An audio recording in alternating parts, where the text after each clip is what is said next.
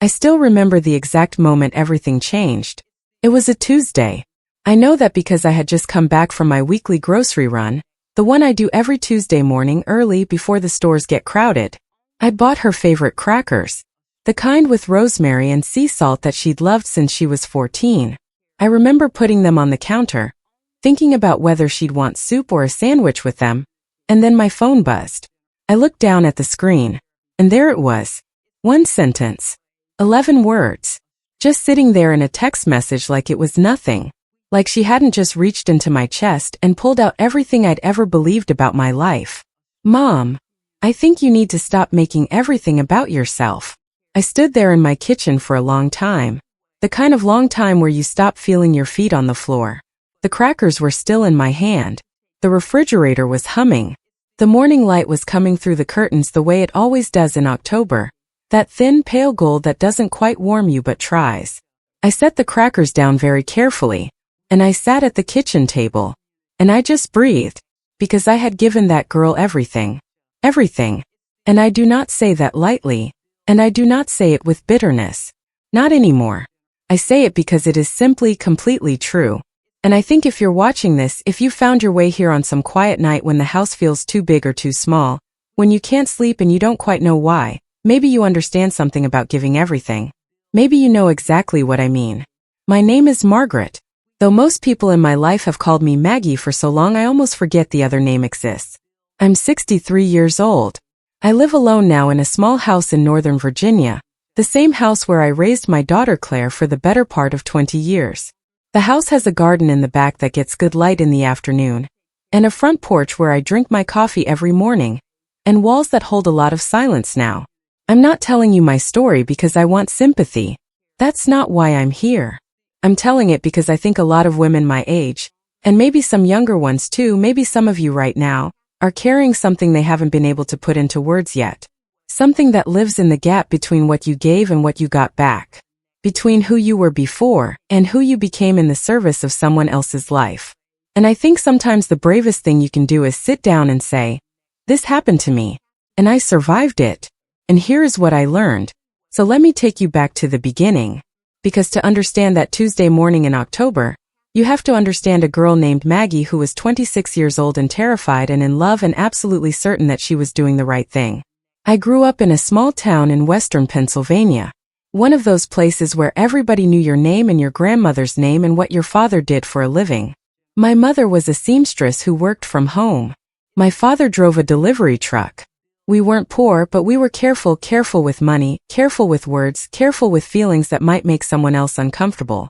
That was the culture I came from. You held things in. You got on with it. You didn't make a fuss. I was the oldest of 3. I learned early how to be useful. How to be the one who kept everything moving. How to anticipate what was needed before it was asked for. That's a skill that serves you well in some ways and quietly destroys you in others, but I didn't know that then. I met Claire's father, Daniel, when I was 23. He was charming in the way that certain men are charming. Not flashy, not obvious, but warm. He had a way of making you feel like the most important person in the room. We dated for 2 years. We got married in a small ceremony in my parents' backyard. I was 25. I thought I had figured out the shape of my life. Claire was born 13 months later. I want to try to describe what that first moment was like, because I don't think I've ever quite found the right words for it, and I've been trying for 35 years. She was so small. So impossibly, alarmingly small. They put her in my arms and she made this little sound. Not quite a cry, more like a sigh, like she was settling into something. And I felt the world reorganize itself completely around this 7-pound human being. Everything before that moment suddenly seemed like a kind of preparation. A rehearsal. And this was the actual thing. I became a mother the way some people become converts. Completely. Wholeheartedly. Without reservation. Daniel and I were happy, I think, in the early years. Or we were the version of happy that 2 tired young parents can manage when they're both working and raising a small child and trying to figure out who they are together. We had our routines. Our Sunday pancakes. Our Friday movie nights. Claire grew and we grew with her, and for a while the architecture of our family held. But there were cracks. Small ones at first. Daniel worked long hours and came home distracted. I worked part-time as an administrative assistant for a medical office and managed the house and managed Claire's schedule, and tried to manage the distance that was slowly, quietly opening between my husband and me. I told myself it was just a phase, that all marriages go through seasons, that we were in a difficult stretch, not a permanent decline. I was wrong about that. When Claire was 7, Daniel sat me down at the kitchen table, a different kitchen in a different house, but the same kind of morning light, and told me that he had been seeing someone else for almost a year. He was calm about it. That was the part one couldn't quite process. He was so calm, like he'd been rehearsing, like the worst sentence he would ever say to me was something he'd practiced. I remember thinking, our daughter is at school right now. She's doing multiplication tables or finger painting or eating a peanut butter sandwich, and she doesn't know yet that her life is about to change shape. That thought was the one that broke me. Not the betrayal, not the loss of the marriage, but the fact that in a few hours I would have to go pick up my 7-year-old daughter, and she would climb into the car with her backpack and her Tuesday art project, and at some point very soon she was going to learn that families can fracture. And I was going to have to be the one to help her survive that. So I held myself together. For her. That became in many ways the pattern of my life. Holding myself together. For her. The divorce was hard but not ugly. Daniel and I managed to stay civil for Claire's sake, and I am grateful for that, even now. He remarried within 2 years. I didn't remarry. I came close once about 4 years after the divorce. There was a man named Robert who was gentle and patient and who made me feel for a while like I might be allowed to want something for myself. But I ended it. I told myself the timing wasn't right, that Claire was still adjusting, that it was too complicated. And maybe those things were true. But I think the deeper truth was that I had already decided, without ever quite saying it out loud, that Claire came first. Full stop. Forever. End of sentence. And so I poured myself into her. I poured myself into every school project and every soccer practice and every slumber party and every heartbreak. I drove her across the state to visit colleges, listening to her voice fill up the car with hopes and plans and questions about her future. I sat with her through the nights when anxiety wouldn't let her sleep. I learned late in life how to braid hair, because she wanted braids for her junior prom and I wanted to be the one who did them. I learned what her different silences meant. The silence that meant she needed space, the silence that meant she needed me to push through it and ask the right question, the silence that meant she'd already made up her mind and just needed someone to listen. I knew her. I knew her the way you only know someone when you have spent thousands of quiet hours paying attention to the particular frequency of their life. She was brilliant, my Claire. Genuinely brilliant, not just in the way that all mothers think their children are brilliant, but in a way that other people recognized and named. She got a scholarship to a university in Boston that made me cry in the parking lot of the financial aid office. I sat in my car in that parking lot for 20 minutes, crying and laughing and calling my mother to tell her. That was one of the proudest moments of my life. Watching her walk away from what I had given her, and into something I never could have imagined for myself. She found her footing quickly. Boston suited her. She made friends who were sharp and ambitious. She studied economics and philosophy. She called me twice a week every week freshman year. Then once a week. Then when she remembered. I told myself that was healthy. That I had done my job too well, maybe raised someone who didn't need me as much anymore. I told myself that was the goal. But I missed her. Quietly, constantly, I missed her. She graduated summa cum laude. She got a job at a consulting firm in New York. She moved into an apartment in Brooklyn with 2 roommates, and a view of the water and a life that looked, from the outside, like everything she had ever said she wanted. I visited when I could. I sent packages, the rosemary crackers, the dark chocolate she liked, the kind of small things that say, I see you, I know you, I'm still here. She texted. She called sometimes. On holidays she usually came home, though as the years went on sometimes she didn't. I understood. New York is a consuming city. Her life was full. I didn't want to be the mother who made her feel guilty for being busy and alive and building something. So I stayed quiet about what it felt like. I held myself together. And then she met Marcus. Marcus was 38 when Claire met him at 31. He was a partner at a financial firm, wealthy in the way that feels slightly abstract, not flashy but surrounded by a kind of quiet ease that comes from never having had to worry about money.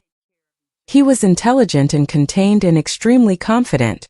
He sent Claire flowers on her birthday that arrived in a box, and cost more than my monthly grocery bill. Claire glowed when she talked about him.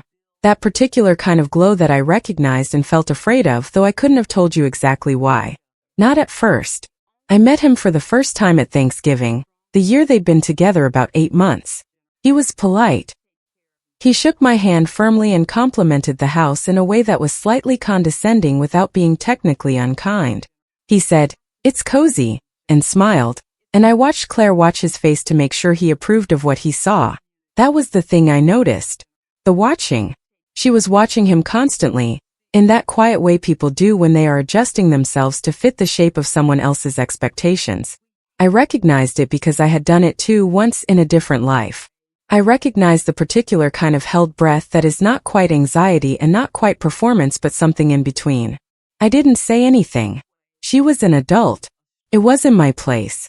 They got engaged 14 months later. She called me from a restaurant in the city, her voice high and bright and slightly breathless. I told her I was thrilled. And I was mostly. I wanted her to be happy. I wanted everything to be exactly what it looked like. The wedding was beautiful. It was at a venue in Connecticut that Marcus's mother had chosen, decorated with flowers that Claire had carefully selected, but that somehow still reflected his family's aesthetic more than hers. I walked her down the aisle. Daniel was there too, older and softer now, and we nodded at each other across the ceremony like two people who had once been the center of a story and were now part of its edges, which is exactly what we were.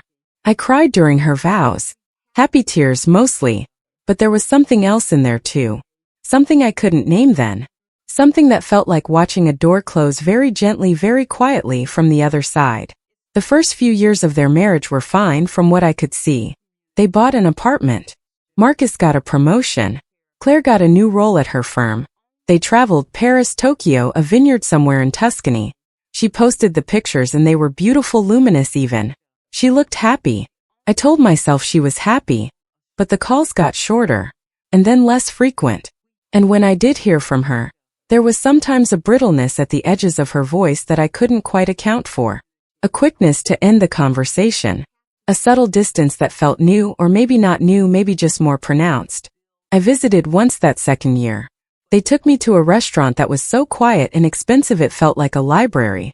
Marcus ordered for the table without asking.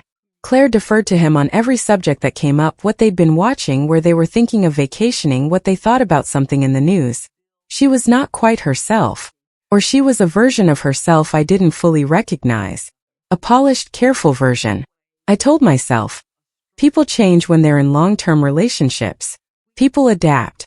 That's not weakness, that's love. But I noticed. I stored it away in that part of myself that notices things and says nothing. The distancing started in earnest about 3 years into the marriage. Little things at first. A missed phone call that didn't get returned for a week. A holiday visit that got shortened because Marcus had work commitments. A birthday mine, where a card arrived 4 days late with a typed note inside instead of her handwriting. I felt the change the way you feel a drop in temperature when you step out of a warm room. Gradual. Cumulative. Real. I started to wonder if I had done something wrong. That's what happens when you've spent your whole life being useful, being present, being the one who holds things together.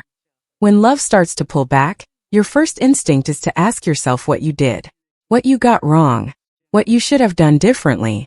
I combed through my memory. I questioned every conversation.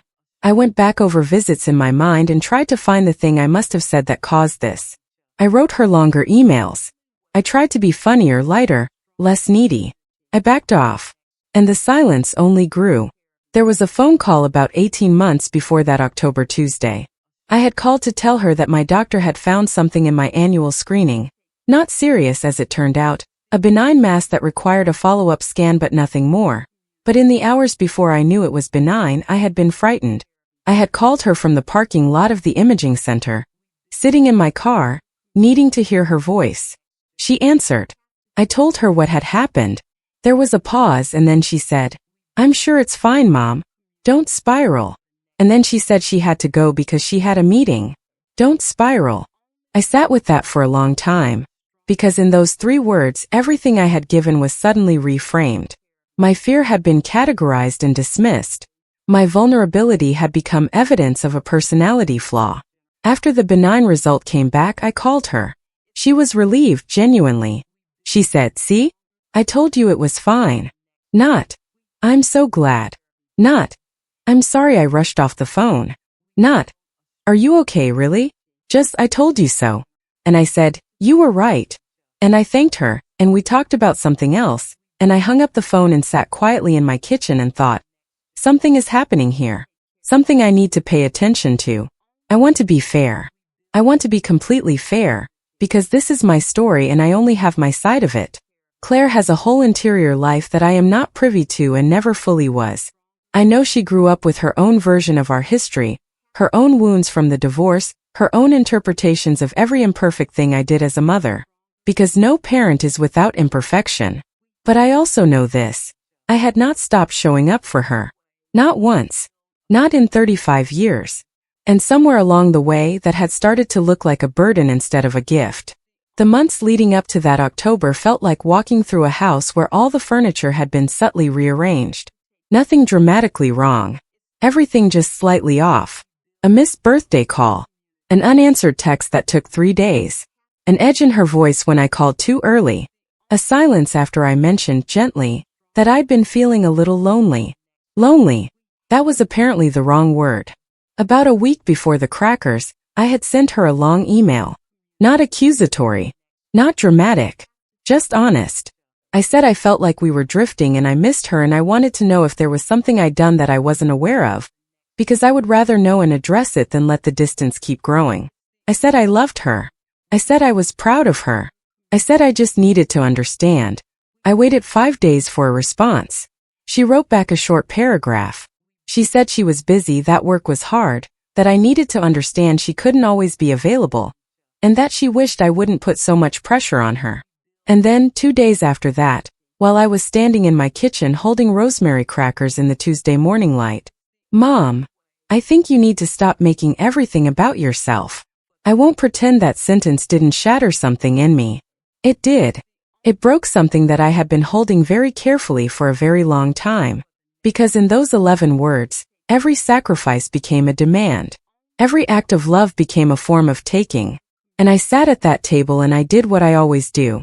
I turned the sentence over and over looking for the part where she was right. But this time something was different. This time I couldn't find it. I called her that evening. I waited until I felt calm. Not cold, not rehearsed, just calm. I told her I'd gotten her text and that I needed to talk about it. She sighed. I heard her set something down. And then there was the conversation I had been both dreading and needing for years.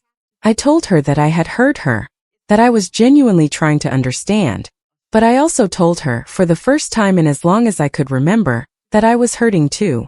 That there is a particular kind of invisible pain that comes from loving someone with everything you have and slowly realizing that all that love has started to feel like a burden to them. And I needed her to understand that I was a person too, a full human person, not just a mother, not just a resource, not just a need machine that she'd outgrown. There was a long silence. Then she said, "Marcus thinks you've never really respected our marriage. That you want me to be more focused on being your daughter than on being his wife." And there it was. The real shape of things. I don't want to make Marcus the villain of this story, because I think the truth is more complicated than that. I think my daughter had found herself in a marriage with a man whose primary language was control, subtle and constant, and she had adapted to that over the years in ways she may not have fully recognized. And part of that adaptation involved accepting his framing of things, including his framing of me. But in that moment on the phone I was thinking, she said this to him. She brought him into this. She let him have a say in the thing between her and me. I said very quietly, "Claire, he doesn't know me." She said, "He knows what I've told him." And then I said the thing I needed to say. Not angrily, not dramatically, just clearly and with everything I had. "Then tell me what you've told him. Because I have given you everything I had to give. Not because I wanted something back, not because I was trying to own you, but because you are my daughter and I love you and I wanted your life to be good.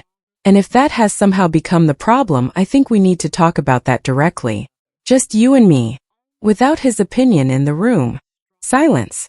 Then, "I have to go." She hung up. And I held the phone against my chest and stood at the window and watched the dark come down over my garden. The tomato plants I needed to cut back for winter.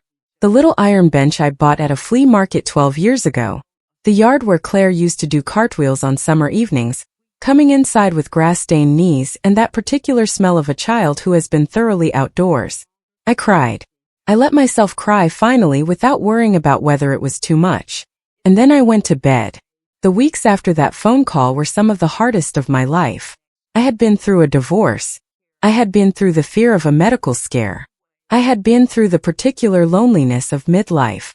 But this was something different. This was the loneliness of being unseen by the one person who had been at the center of your existence for 35 years. I moved through my days in a kind of quiet fog. I went to work, managing an office for a small architecture firm, work I was good at and took some quiet satisfaction in. I came home. I made dinner. I sat in the garden when the weather allowed. I tried to read, tried to sleep, tried to do the ordinary things that ordinary life requires. But underneath everything was this question that I couldn't stop asking myself. Who am I, if not her mother? And I mean that seriously. I mean it as a genuine existential question, not a rhetorical one. Because I had organized myself around being her mother for so long. And now Claire was somewhere in a Brooklyn apartment, possibly being told a version of me that I wouldn't recognize, and I was here in Virginia with rosemary crackers she would never eat. I talked to my friend Donna, who has known me since we were both young mothers with toddlers and boundless, slightly terrifying amounts of energy. Donna is the kind of person who will tell you the truth and also make you tea while she's doing it. She sat with me in my kitchen one Saturday afternoon and she listened to the whole story, all of it, every piece, without interrupting, and then she said, "Maggie, you need to figure out who you are outside of her." I stared at her. She said, "I don't mean you need to stop loving her. You're never going to stop. But you have been defining yourself through her for so long that you've lost track of Maggie. You've given so much of yourself that there's this enormous empty space where you used to be. And that space keeps reaching out toward her because there's nowhere else for it to go. You need to fill it with yourself."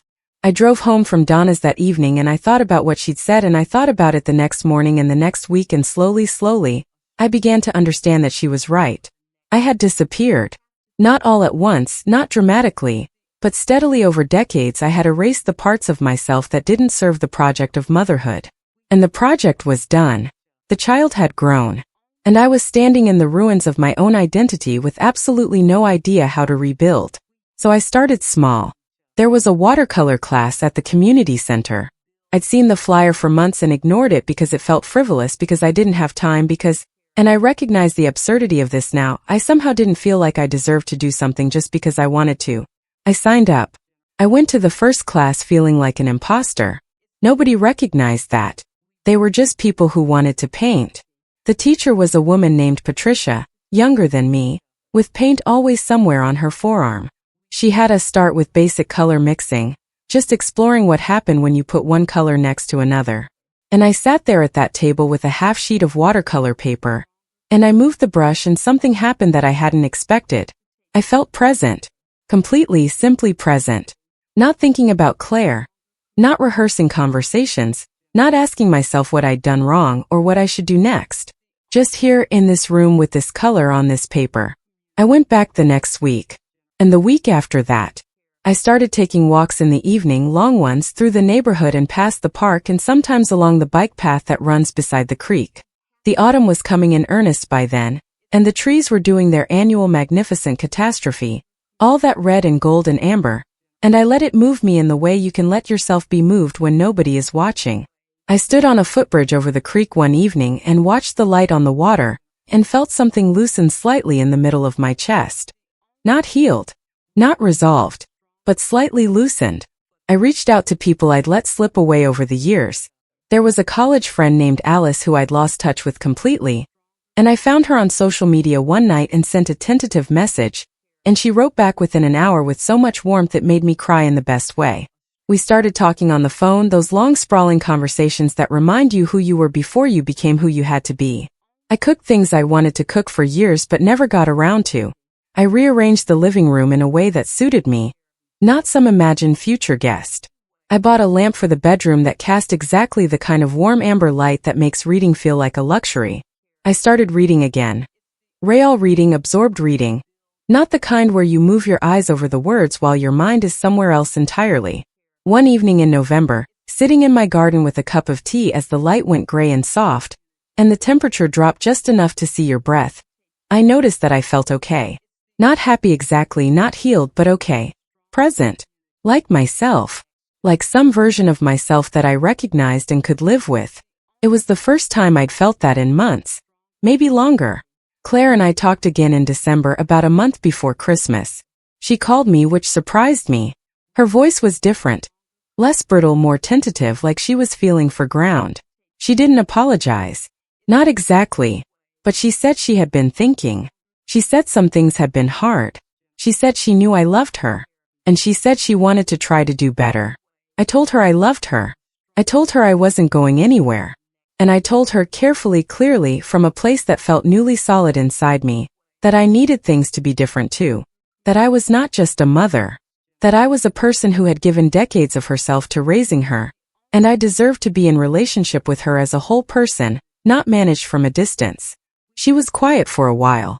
Then she said, I know, Mom. We didn't resolve everything that December. We're not going to resolve everything. There are things between us that are still tender, still complicated, still in the process of being understood. That's the truth. Real relationships aren't narrative arcs that wrap cleanly. They're ongoing, imperfect, sometimes painful, sometimes luminous. But we are talking. Really talking. And I am watching with something like quiet hope to see who she is outside of the marriage I worry about, and who she might become. And in this meantime that has stretched out into its own kind of life, I have been becoming someone too. I painted a small picture of the garden that I'm genuinely proud of. It's nothing technically remarkable, but it captures something true about the light in late afternoon in October, that thin gold that tries. I framed it and put it in the kitchen. I made a new friend.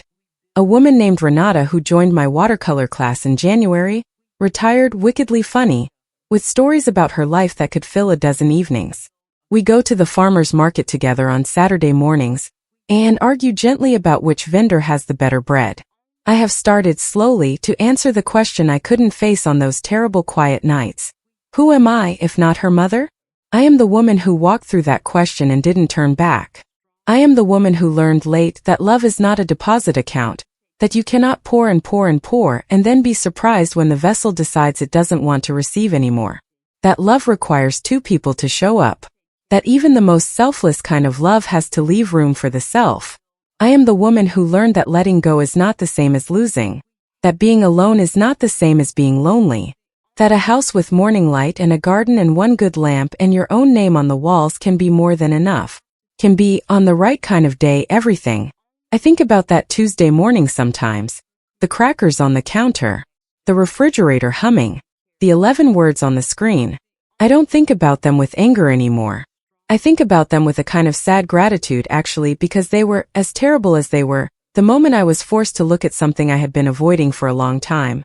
The moment I was forced to ask, what happened to Maggie? Where did she go? And is it too late to find her? It wasn't too late. If you are watching this tonight, and you are somewhere in the middle of a story that feels like mine, if you have given and found yourself invisible, if you have made yourself smaller to make someone else bigger, if you have confused sacrifice with love so thoroughly that you can no longer tell where one ends and the other begins, I want you to hear this. You are not the supporting character in your own life. You are allowed to take up space. You are allowed to have needs and voice them without it being called selfishness. You are allowed to love your children, your partners, your families with everything you have, and still have something left over for yourself. That is not a betrayal of love. That is the thing that makes love sustainable. And if the people you love cannot receive the whole of you, the needy and the strong and the frightened and the brave, then that is a conversation worth having. It might be the hardest conversation of your life, but it is worth having, because you are worth having. All of you. Even the parts that text message voices call too much. The garden is beautiful this time of year. The light comes in at that angle in the afternoon that makes everything look like it's made of something worth keeping. I have my coffee on the porch in the mornings. I paint on Thursday evenings. I call Alice on Sundays and argue with Renata at the farmer's market, and I water my tomatoes and I read in my amber-lit room, and I live, quietly and fully, inside my own one life. And Claire called last Tuesday. We talked for an hour. She laughed, her real laugh, the one I've known since she was 4 years old. She asked me about my painting. She told me about a book she was reading. She sounded like herself. And at the end she said, "I love you, Mom." And I said, "I love you too, Claire. I always will." And I meant it without weight, without condition, without the fear of what comes after. That felt like something. That felt like enough. If any part of this story lives somewhere inside you, if it reminded you of something you've been carrying, or someone you've been missing, or a version of yourself you're trying to find your way back to, I would love to hear from you. Leave a comment below. Share what's on your heart. You don't have to be alone with it. And if you think someone else needs to hear this tonight, a friend, a sister, a mother, someone sitting in a quiet house wondering where she went, please share this. Because sometimes the most important thing is just knowing that someone else has been there. And that there's a way through. Thank you for being here. Thank you for listening. Take care of yourself tonight. Good night.